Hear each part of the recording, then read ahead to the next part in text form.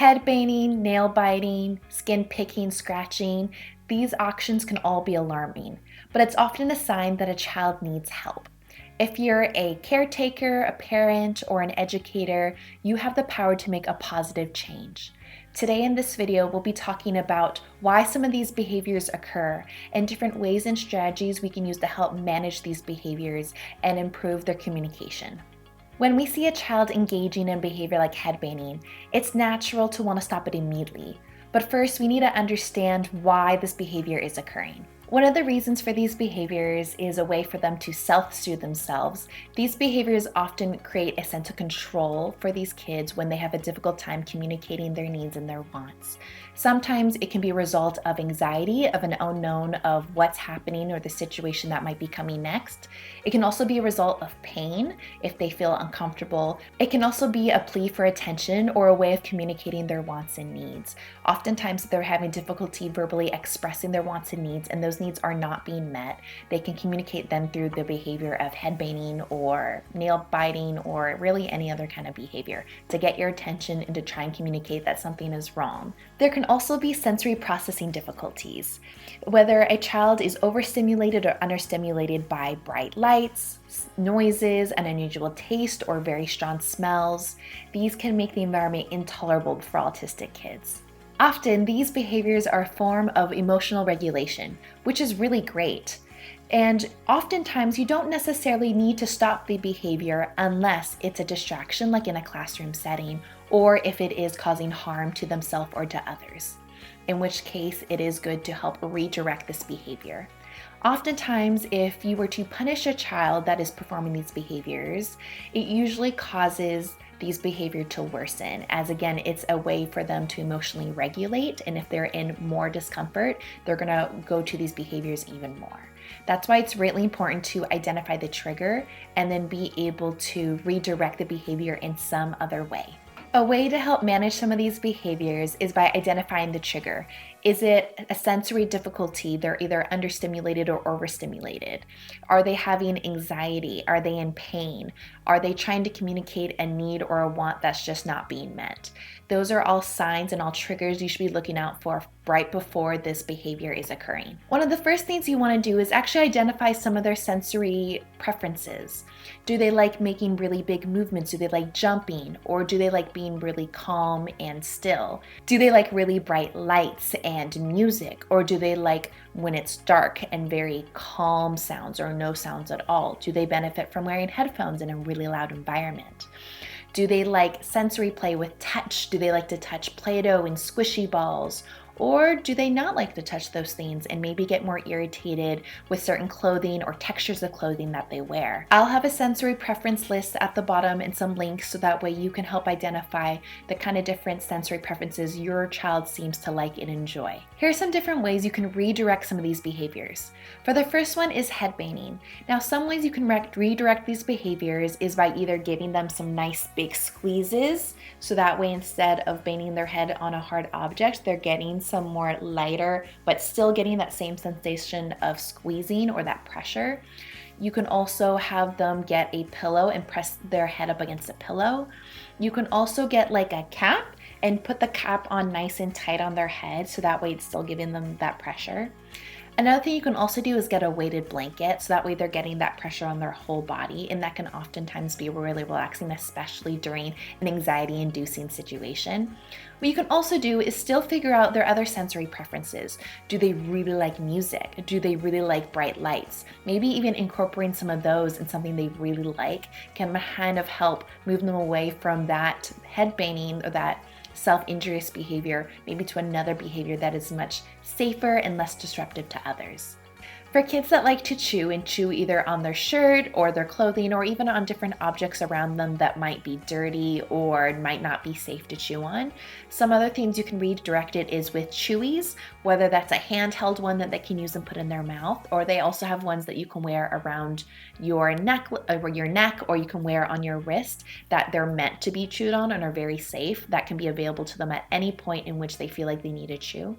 What we can also do is have some crunchy textured snacks on hand, such as an apple or cracker, that give that really satisfying crunch when they are chewing. Another great way to reject this behavior is by possibly getting all that energy out. So by running, by doing jumping jacks, by doing push-ups, and getting that energy out in a very physical way so it makes them more tired. For a child that maybe likes to look at bright lights or likes to turn lights on and off maybe in a classroom setting where it can be very disruptive, there's these safe lights that you can get where you click on a button and then the light spins. And I see a lot of clients really like that. There is this gears toy in which the gears will spin down the ramp, in which kids love watching those gears spin. You can get spinning toys. You can also get a bead toy in which you turn it around and all the beads float to the bottom, and that's usually very nice and stimulating for that sight sensation. For those kids that really like strong smells, there's a lot of really great things you can buy, such as my kids love these scented markers that I have. I feel like they use them more for smelling than they even do for actually drawing for markers. There's essential oils that you can use. There's putty that have a strong scent. Now for those kids that like to touch almost everything and put their hands on things they probably shouldn't be putting their hands on, there's lots of different opportunities for them to get that touch and that tactile sensation that they're searching for. I really like these squishy balls that they have that net around it, so when you squeeze it, the ball kind of pops out from the net. And I notice kids really like this, not only that feeling of it, but also the way that that looks. You have pop tubes and helping them open and close. There's lots of different sensory boxes that you can fill, whether that's with beans or you can fill it with pom-poms, whatever that is, so that way they can go in the box and play with all those different textures and feelings.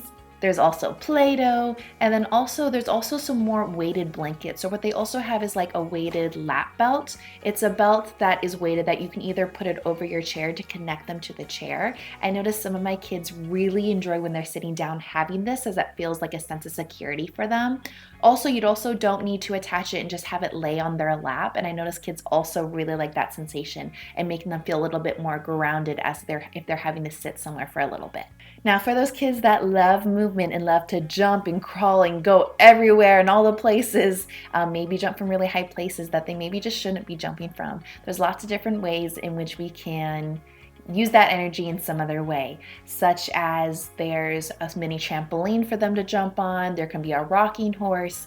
Fidget spinners are really great to get that tactile movement. There's also these cushions that you can put on a chair that has some air in it, but not a ton of air. So when they're sitting, it allows them to kind of wiggle on the seat. There's also a load of like bumps on it, so it gives them additional touch sensation on it. There's also a smooth side as well if they don't like that, but it helps them constantly be moving again if they need to be sitting in a chair for a period of time. You can also get a rubber band. You can buy a specialty rubber band or just a normal rubber band you have at home and put it on a chair at the bottom of the legs. That way this allows them to use their feet and they can play with the rubber band, so that way they're still getting that movement in while if they need to be sitting for a period of time. Some of my clients also love bean bags. We do lots of games where we're crashing on the bean bag. Maybe I'm moving the bean bag around the room, but I know that's something that a lot of kids really enjoy, is that crashing sensation and jumping off and onto the bean bag. I have some kids where if they're understimulated, they often will sing to themselves and they will talk to themselves and talk out loud when maybe it's a time where they should be listening, or maybe that's disruptive to others. And so some things I notice that work really well for some of these clients is having music on in the background to give them that extra stimulation. There's also headphones that you can get for them to just be listening to music as well. I've even used some of these Aeropex headphones in which it allows them to hear the music, but also have their ears open so they can still hear the surroundings around them. I'm a runner, so I use this a lot when running, when listening to podcasts, and also hearing my surroundings. And I've actually used this for a couple of my clients, and it works very well. And they oftentimes will pay attention and listen and follow instructions better while listening to something in the background and listening to my instructions at the same time, and really giving them that stimulation that they need. What you can also do is get toys that make sounds. I know that this piggy bank right here, I have a lot of clients that really like the sounds and the music that it makes with that. So oftentimes I'll have that kind of be going on in the background as well. Also, any other kind of musical instrument toys like xylophones, drums, or maracas can also be helpful in transitioning it to a different kind of sound. Now, regarding speech and being able to communicate their needs, wants, and even self-advocating for themselves is really important. So oftentimes you're going to want to be modeling what you think is happening in the moment, so that way they are able to know what phrase they can use when this moment happens again. So for example, if a child is banging their head and it happened maybe right after they wanted a toy that they weren't able to get, you could be modeling something like, I know you're frustrated, I know you really want that toy, I know you're upset. So hopefully later on they can express that for themselves rather than defaulting to that behavior. Another really good phrase to be modeling is protesting, having them say no or saying that they don't want it. So sometimes if I'm having my child do something that maybe they don't want to do, maybe they'll start doing some head banging in frustration. Then I might be modeling, no, you don't want it, or you don't want to do that. So you want to be modeling anything from their sensory preference. If something's too loud, if something's too noisy, if they need to jump, if they need to run, if they need to look at lights. Be modeling that and identifying what's happening. Oh, you feel scared. Oh, you didn't like that. Oh, I feel you really want that cookie over there. And making sure you're modeling that language and giving them that extra input, so that way later on when they're in that situation again, they'll at least be familiar with that language. It can also be helpful once you have their sensory preferences and you see the common triggers that tend to happen. It would also be nice, you can even on maybe a wall in your house or a classroom or wherever you are, having a wall maybe dedicated to some of those phrases. I don't like it, or it's too loud. Yeah, I really want X. So that way you can at least go over and model and point and show them so they can hear it, they can also see it, and then you modeling them in the right context will hopefully help them set them up for success later on down the road, for them to be able to go point to it themselves or be able to say it for themselves later on. If your child happens to be a Gestalt language processor or tends to echo a lot of your language, the language you model, you'll need to model it from their own perspective. So if you notice that they're banging their head because they're frustrated, you would then say, oh, I'm frustrated, I don't like it. So then if they were to echo that back, it'll be very functional for them and it'll be in the exact same phrase that they should be saying it in. If you've tried all these strategies and still feel overwhelmed, you can always get additional help. Occupational therapists often help with these sensory needs and difficulties, and then ABA therapists and BCBAs often help with those behaviors, while speech language pathologists also help with those communication needs. There's no reason that you need to go about this alone. There's lots of tools, resources, and people out there that can come alongside you and help you do what's best for your child. If you found this video helpful, please like, share, and subscribe. For more information and resources, I will leave links in the description below. Let's continue making a positive impact, one child, one family, and one classroom at a time. Thanks, and I'll see you in the next one.